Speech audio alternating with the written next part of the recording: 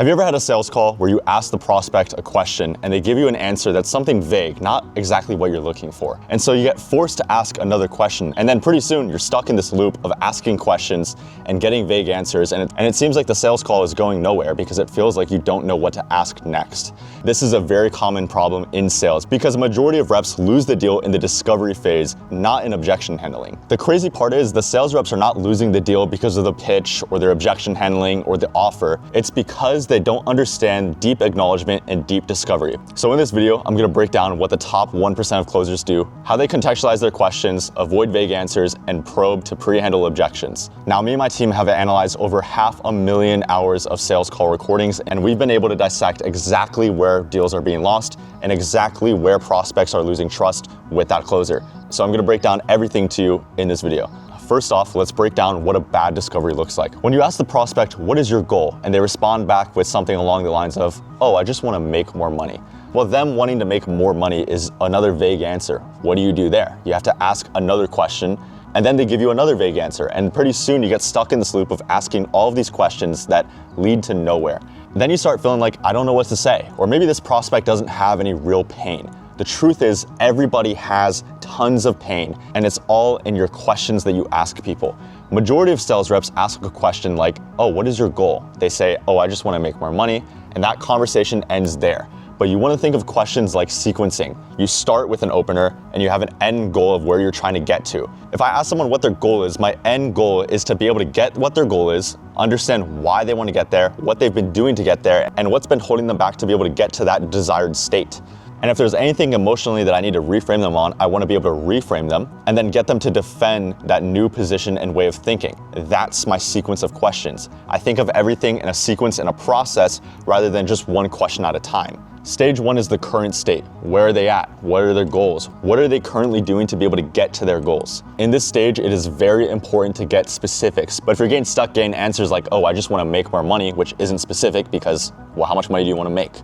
Why do you want to make that much money? Like, you got to understand question framing, which we'll get into a little bit later on, but an example of this would be, yeah, man, a lot of people come to us just because a lot of people obviously come to us to make more money. I guess, what is your goal specifically in the next 30 to 60 days? That way you can get a more specific answer and you don't have to endlessly probe deeper and deeper into nothing. And then stage two, so stage one is their current state. Stage two is their past attempts. What have they done in the past to be able to get to their desired state? What have they tried? What happened? What worked? What didn't work? If you can get that person to recall what they've tried and what they've failed at, that emotion becomes heavier. And emotions only last 90 seconds. If someone is angry, for example, that emotion is only gonna last 90 seconds. And if they stay angrier for anything longer, that means they're constantly being reminded of it and they're constantly bringing up things in their mind to keep them angry.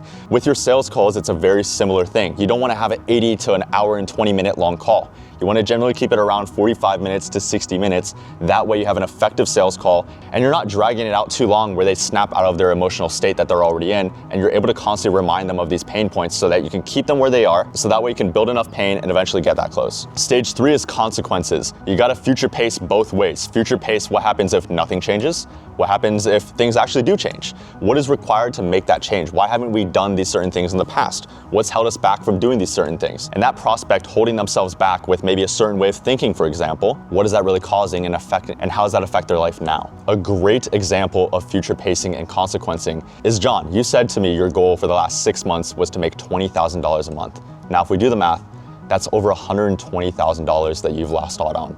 How does that sit with you that you've lost out on 120 grand because we haven't prioritized getting the right training? Your prospect needs to understand the consequences of their inaction.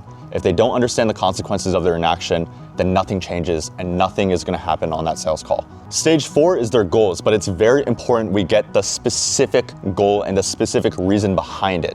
It's not that their real goal is they want to make more money because they want to be able to afford bills and expenses. Maybe their parents at home are struggling with the bills every single month. They're going underwater because they have to pay for electricity, they have to pay for rent, food, childcare, insurance, and they can't afford it, and they're tired of seeing their parents live that way.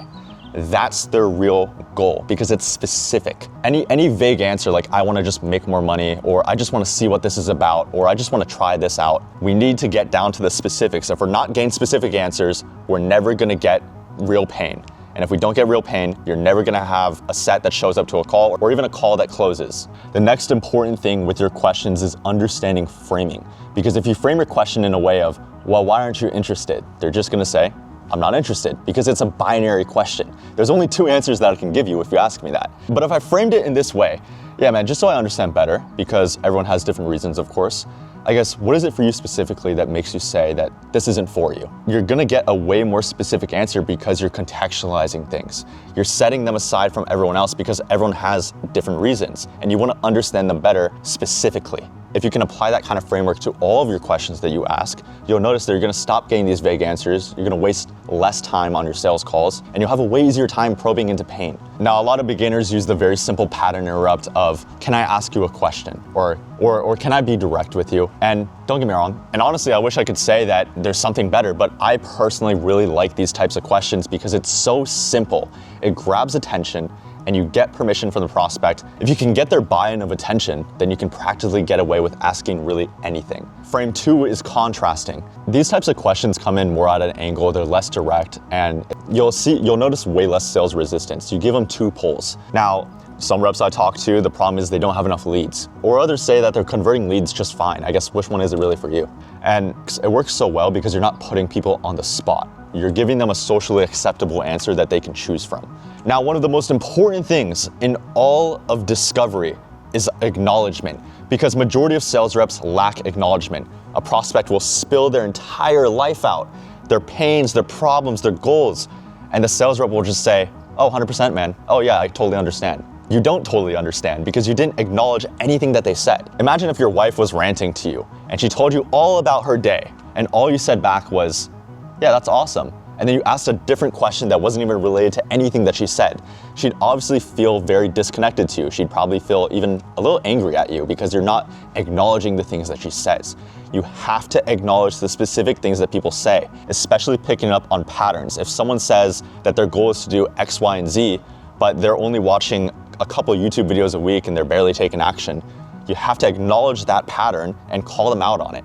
Do you feel your actions align with the words and goals that you say? Why haven't we held ourselves to that standard if our goal is X, Y, and Z, knowing the position that we're in? You have to hold people accountable and you have to acknowledge the things that they say deeply. Deep, intentional acknowledgement is the most important thing to building connection and trust with your prospects. Trust is not built by saying, oh, you can trust me. It's built by understanding. You give that prospect a feeling of, this guy really understands me. He's consulting me on my problems. He knows how I feel. If you can build that acknowledgement, your sales calls, your probing will go so much smoother. Frame 3 is the bridge, right? You wanna bridge their current gap to where they wanna be. You gotta connect reality. Because at the end of the day, we're selling solutions, right? They're over here, they wanna get over here. Our product and service we're selling as the bridge to get to where they wanna be. People don't buy the product or service itself, they buy the destination. Because if I told you that I'd give you a free trip to Hawaii, you would take it. Even if I told you that you had to take it by boat instead of plane, it's a free trip to Hawaii. Who wouldn't wanna go? So if you could sell the actual destination and your product as the service to actually get there as a bridge, people will buy. You really have to guide prospects with the questions that you ask. And this can be explained by a study done by the FBI versus the CIA. The CIA tortured people for years, interrogations, torture, asking these questions to try to get specific answers out of people. But the FBI did something different. They sat people down, they treated them with respect, and they simply just asked calm questions that were highly sophisticated and framed correctly. And the FBI got way better information that was usable in missions than the CIA did with their torture methods. And what we can learn from this is questions are power. Whoever is on the receiving end of a question has the least amount of authority. If you're the one that's asking the questions, you're guiding the conversation. You have the authority, you're the author of that conversation, you determine where it's gonna go. But the most important thing is getting specifics in your questioning. Because if I gave you 2 pieces of information, like a husband and wife were seen arguing one night, and the next morning the wife was missing, no one knew where she was. If you don't have that specific pieces of data of what happened in between, your mind starts guessing things.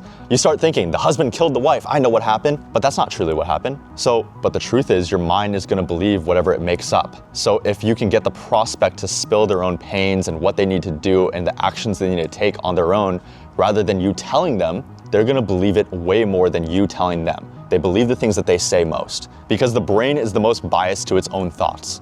Going off of that example, a good example in sales, what that would look like if the prospect told you, man, things are tough right now. And you said, yeah, I get it, it's tough. I guess what I would recommend is X, Y, and Z.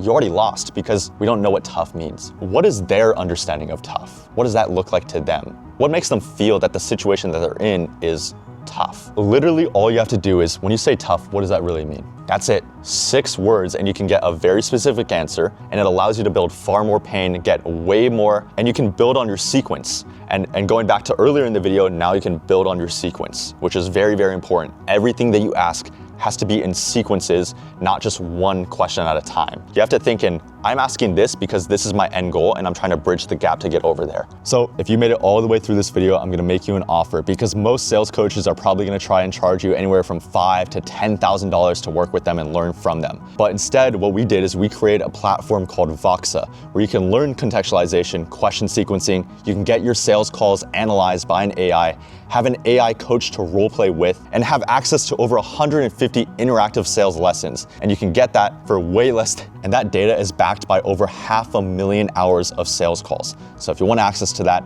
Voxa is linked in the description. You can sign up today and you can start using it immediately, because when you take your next sales call, you're gonna wanna know, did I probe correctly? Did I get enough pain? You're gonna wanna know why it didn't close. So if you wanna get access to Voxa, link is in the description. Thank you for watching.